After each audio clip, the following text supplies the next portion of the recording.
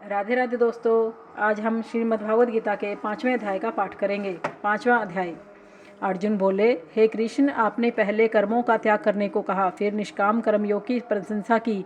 इन दोनों में जो अधिक हितकर है वह एक बात निश्चय करके कहिए। श्री कृष्ण जी बोले, हे अर्जुन, कर्मों का त्याग और निष्काम कर्मयोग ये दोनों ही कल्याण करने वाले हैं, परंतु इन दोनों में कर्म त्याग से निष्काम कर्मयोग हितकर है।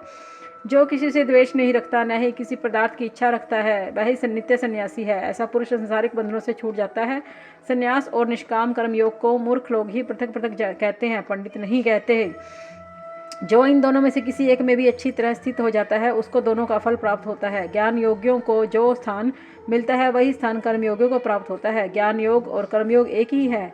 जो ऐसा देखते हैं वही उत्तम है। निष्काम कर्मयोग के बिना संन्यास का प्राप्त होना दुष्कर है। कर्म करने वाले मुनिजन को ब्रह्मा में प्राप्त होने में विलंब नहीं लगता। कर्मयोग युक्त शब्द अंतकरण वाला मन तथा इंद्रियों को जीतने वाला, संपूर्ण प्राणियों में अपनी आत्मा को देखने वाला कर्म करता हुआ भी कर्म फल में लिप्त नहीं होता। योग युक्त तत्ववेता पुरुष देखते हैं, सुनते हैं, स्पर्श करते हैं, सूंघते हैं, खाते हैं, चलते हैं, श्वास लेते हैं, तो भी यह मानते हैं कि मैं कुछ नहीं करता।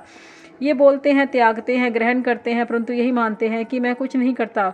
और यह मन में धारण करते हैं कि इंद्रियां ही अपने अपने विषयों को बरतती हैं। जो प्राणी ब्रह्मा में अपने संग को त्याग कर कर्म करता है वह पाप से लिप्त नहीं होता। जैसे कमल पत्र पर जल नहीं ठहरता, योगी जन शरीर से, मन, बुद्धि से तथा इंद्रियों की आसक्ति से रहित होकर आत्मशुद्धि के निमित्त कर्म करते हैं। योग युक्त मनुष्य कर्म फल त्याग कर मोक्ष रूप शांति को लाभ प्राप्त करता है। और जो योग रहित है वह कर्म फल की इच्छा के बंधन में पड़ जाता है।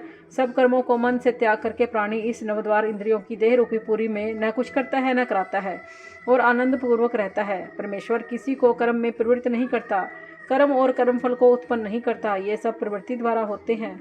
परमेश्वर किसी के पुण्य और पाप को नहीं लेता। ज्ञान जो अज्ञान से आच्छादित है उससे जीव मोह को प्राप्त होते हैं, परंतु आत्मज्ञान के द्वारा उनका अज्ञान नष्ट हो गया है। उनका वह आत्मज्ञान परमेश्वर के रूप को ऐसा प्रभावित करता है जिस प्रकार सूर्य संसार को प्रकाशित कर देता है। उसी परमात्मा में जिसकी बुद्धि स्थिर रहती है, उसी में मन लगाते हैं, उसी में निष्ठा रखते हैं और जो सदा उसी के ध्यान में लगे रहते हैं।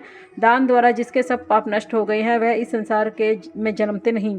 विद्या और विनय से संपन्न ब्राह्मण में, गाय में, कुत्ता और चंडाल में पंडित जन की दृष्टि समान रहती है। जिसके मन में इस तरह की समानता उत्पन्न हो गई है, उन्होंने इस लोक में जन्म मरण रूप संसार को जीत लिया है। क्योंकि ब्रह्म निर्दोष और सर्वत्र समान है, इसलिए वे ब्रह्म को प्राप्त हो जाते हैं। जो प्रिय पदार्थ को न पाकर खिन्न नहीं होते, ऐसे स्थिर बुद्धि वाले मोह रहित ब्रह्मवेता को ब्रह्म में स्थिर जानो। बाहरी पदार्थों में जो चित्त को आसक्त नहीं होने देता वह आत्म सुख का अनुभव करता है और ब्रह्मा में अंतकरण को मिलाकर अक्षय सुख मोक्ष प्राप्त करता है। इंद्रियों के स्पर्श से जो भोग किए जाते हैं वह वस्तुतः दुखदायी होते हैं।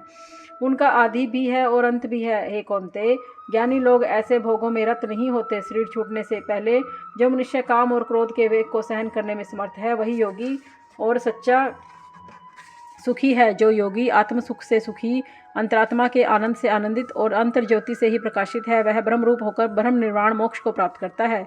पाप जिसके नष्ट हो गए हैं, कुबुद्धि दूर हो गई है, मन को जिसने वश में कर लिया है, जीव मात्र का जो हित चाहते हैं, ऐसे योगी को ब्रह्म निर्वाण प्राप्त होता है। काम तथा क्रोध जिसमें नहीं है, मन के वेग को जिसने रोक लिया है, ऐसे आत्मज्ञानी योगियों को ब्रह्म निर्वाण सहज ही प्राप्त होता है। बाहरी पदार्थों के संयोग से अलग रहकर दोनों बाहों के बीच में दृष्टि लगाकर नासिका के भीतर चलने वाले प्राण और अपान वायु को सम करके इंद्रियों, मन और बुद्धि को वश में करके इच्छा, भय और तथा क्रोध को त्याग कर मोक्ष की इच्छा करने वाले योगी को जीवन युक्त है। जो मुझको सब यज्ञों और तपों का भोक्ता, संपूर्ण लोकों का स्वामी और सब प्राणियों का मित्र जानते हैं, उन्हीं को शांति प्राप्त होती है। बोलो जय श्री कृष्ण भगवान की जय।